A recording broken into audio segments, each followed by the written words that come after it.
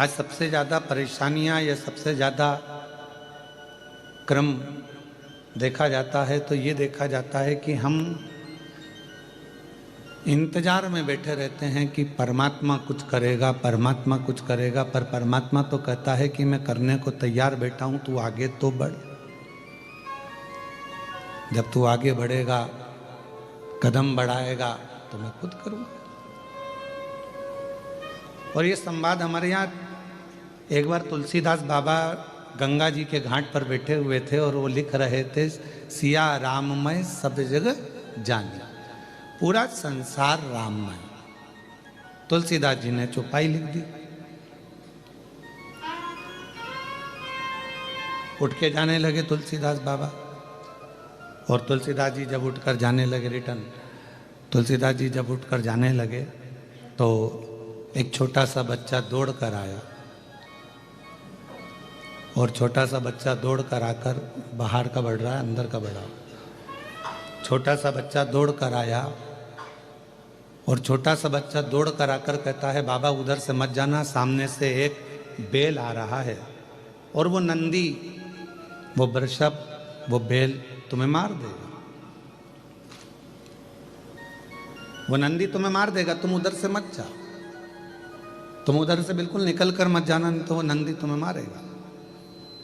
इतने में तुलसीदास जी ने कहा, मैंने अभी हाल गंगा जी के तट पर चौपाई लिखी कि सिया राममय सब जग जानी, सब में राम समाया है, तो नंदी मुझे मार नहीं सकता, क्योंकि उसमें भी राम है, उसमें भी भगवान है। मैं तो जाऊंगा, चले। और इतनी देर में वो नंदी आया और तुलसीदास जी को सींग पे उठाया, पटक दिया, रोंद दिया और चलेगा। तुलसीदास जी को गुस्सा आया, गंगा जी के घाट पर, ये बक्से नहीं चल रहे हैं, तुलसीदास जी को गुस्सा आया, गंगा जी के घाट पर वापस गए, कलम उठाया और चौपाई काटने लगे। इतनी देर में श्री हनुमान जी महाराज आए और हनुमान जी ने कहा, तुलसीदास जी तुम चौपाई क्यों काट रहे हो? कहा, मैंने लिखा कि सिया राममय सब जग जानी, जब मैंने सब में राम देखा था, नंदी में भी राम देखा था, बेल में भी राम देखा था, उस वृषभ में भी राम देखा था, तो उस बेल ने मुझे क्यों मारा? इसलिए मुझे ये चौपाई काटना। तो हनुमान जी बोले, तुम बेल में राम देख रहे थे, वो छोटा सा बच्चा आकर बताया, उसमें राम नजर नहीं आया कि उधर नहीं जाना है, वो रास्ता बेकार है, वो रास्ते में कोई खड़ा हुआ है, मार देगा तुमको, तुम्हें काट देगा। अगर कोई बच्चा आकर बता रहा है तो उसमें भी तो राम दिखना चाहिए। हम संपूर्ण ब्रह्मांड में राम देख रहे हैं, पर जो हमारे नज़दीक में है, जो हमारे पास में है, जो हमारे करीब में है, हम उसमें परमात्मा का दर्शन नहीं कर पाते। पितृपक्ष चल रहा है, श्राद्ध चल रहा है, हम पितरों में भगवान देख रहे हैं जो चले गए, और जो घर में माँ बाप बैठे हुए हैं उसमें हम भगवान देख ही नहीं पा रहे।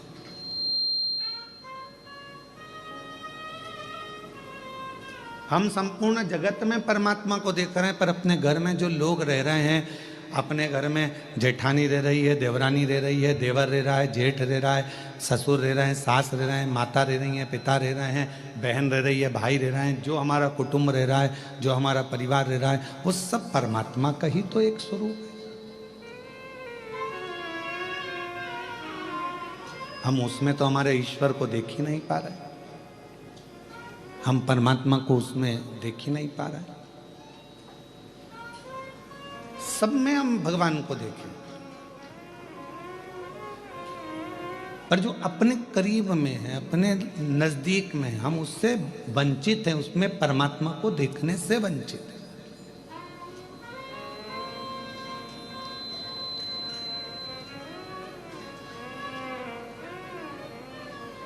भूख,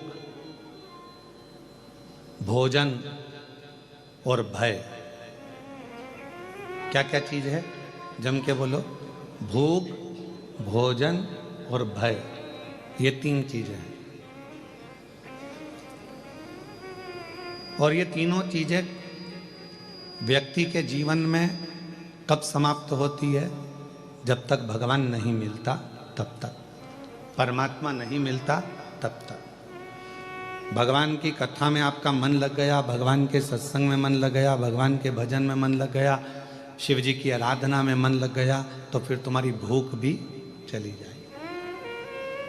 यही कि यही अपने कर्म के प्रति भी, तुम्हारा मन पढ़ाई में लग गया, तुम्हारा मन कार्य में लग गया, तुम्हारा मन अपनी नौकरी में, सर्विस में, व्यापार में, जो तुम लगनता से काम में लग गए, और तुम्हारा दिल यदि काम में लग गया तो तुम्हें भूख नहीं लगेगी, भूख नहीं लगेगी। पत्नी भी फोन कर कर बोलेगी 1:30 बज रही है, 2 बज रही है, टिफिन भेजा है, कब खाओगे, क्या हो गया, कब आओगे, बार बार वो फोन लगा रही है। पर उसको कौन समझाए कि जब व्यक्ति एक लगन से कर्म के प्रति जागृत हो जाता है, एक लगन से कर्म करने लगता है, परमात्मा की कथा सुन रहा हो, भजन कर रहा हो, कीर्तन कर रहा हो, या अपने कर्म को कर रहा हो, तो उसकी भूख अपने आप चली जाती है, अपने आप चली। फिर दूसरे नंबर पर बताया कि दूसरे नंबर पर जाता है भोजन। भोजन मतलब सामने भोजन रखा हुआ है, सामने बहुत अच्छे पकवान रखे हुए हैं, पर काम में इतने व्यस्त हो जाते हैं, अपने कर्म में इतने डूब जाते हैं, परमात्मा के नाम में इतने डूब जाते हैं कि रखा हुआ भोजन भी अच्छा नहीं लगता, जल्दी जाना है मुझे, अब भी आया। भूख चली गई, भोजन चले गया, और तीसरे नंबर पर है भय। और ये भय कहीं जाता है तो परमात्मा के करीब में जाता है, परमात्मा के नजदीक में पहुंचोगे, भय समाप्त हो जाएगा। कभी आप महसूस करिएगा, कृष्णेश्वर बाबा के मंदिर में 12 ज्योतिर्लिंग में से एक ज्योतिर्लिंग कृष्णेश्वर नाथ जी का जब दर्शन करने के लिए आप मंदिर के अंदर प्रवेश करो, जैसे ही मंदिर के अंदर आप प्रवेश करेंगे और शिखर की छांव में जाएंगे, अपने आप आपका भय समाप्त हो जाता है कि मैं भय से मुक्त, भय से।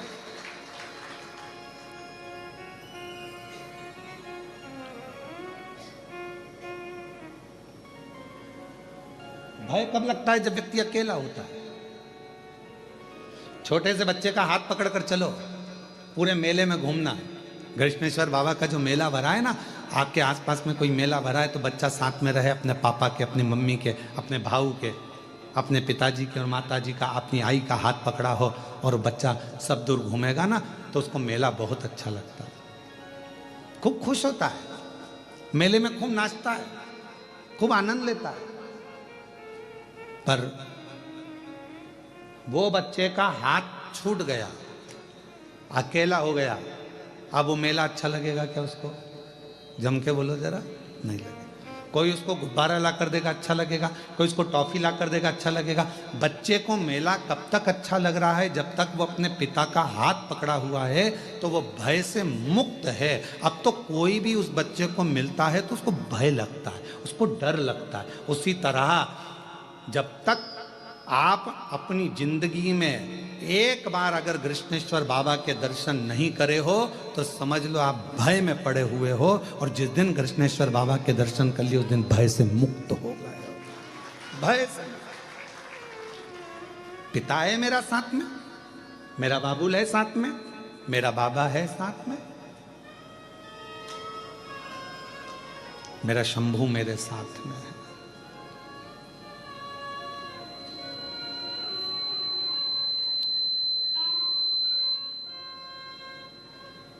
और जब मेरा बाबा, मेरा शंभू, मेरा त्रिकालदर्शी, मेरा कैलाशी अविनाशी साथ होता है, तो फिर भय नहीं होता है, फिर भय नहीं होता।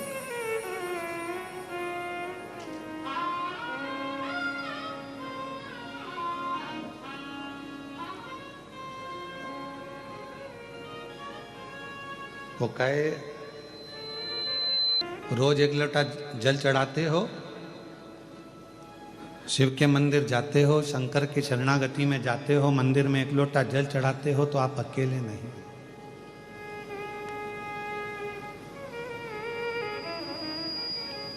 अभी आपको कथा में कहा था कि भोजन 5 रात्रि हमारे पेट में रहता है, शरीर में रहता है। दूध जम के बोलो। 7 रात्रि हमारे शरीर में रहता है। दही 20 रात्रि हमारे शरीर में रहता है। घी गाय का 1 महीना हमारे शरीर में रहता है। और जो भगवान शंकर के मंदिर में जाकर 1 लोटा जल चढ़ाकर उसका आचमन कर लेता है, वो हर घड़ी हर पल शिव हमारी श्वासों में रहता है। हर पल रहता, हर घड़ी रहता।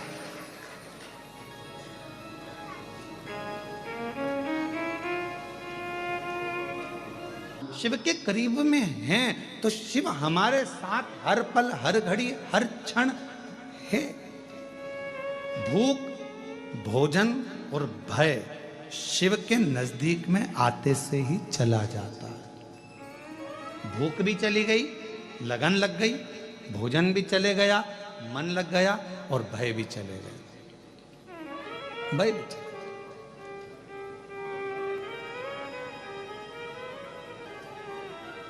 अब जब भगवान से लगन लगाकर बैठ गए तो पूरन पोली और आमटी भाएगी।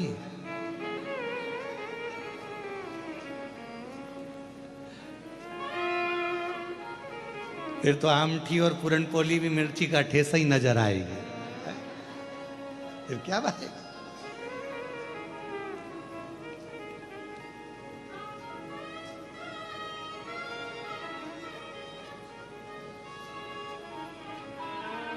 और एक बात और है, तुमचा मराठी भाषा चांगला आहे।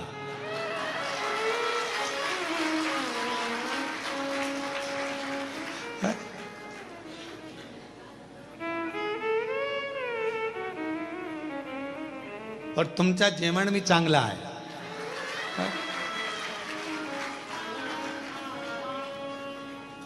नारखेड़े जी या पाटिल जी, तुम लोग 1-1 महीना बांध लो हमको मराठी सिखाने के लिए। 1 महीना एक आओ, 1 महीना एक आओ, जहां हमारी कथा चले वहां रहकर 1 घंटा में मराठी सिखाओ।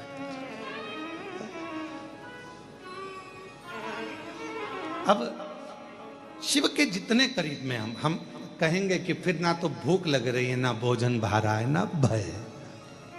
अब होगा जो देखा जाएगा। तुम्हें अपना बना बैठे जो होगा देखा जाएगा। जब उससे लगन लग गई तो फिर अब क्या सोचा।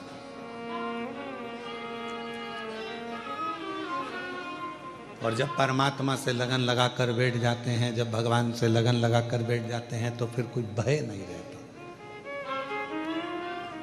भय। एक फ्लाइट उड़ रही थी, जा रही थी, बच्ची उसमें खेल रही थी। पायलट ने सूचना दे दी क्रैश होने वाली है। ये फ्लाइट क्रैश होने वाली है, ये सूचना मिली। और ऐसी सूचना मिली। जब सूचना मिली कि ये फ्लाइट जा रही है और ये फ्लाइट क्रैश होने वाली है, एक छोटी सी बच्ची को भय नहीं था, बाकी के सबको भय था। महिलाएं रो रही थी, पुरुष रो रहे थे, बच्चे रो रहे थे, पर एक छोटी सी लड़की नहीं रो रही थी।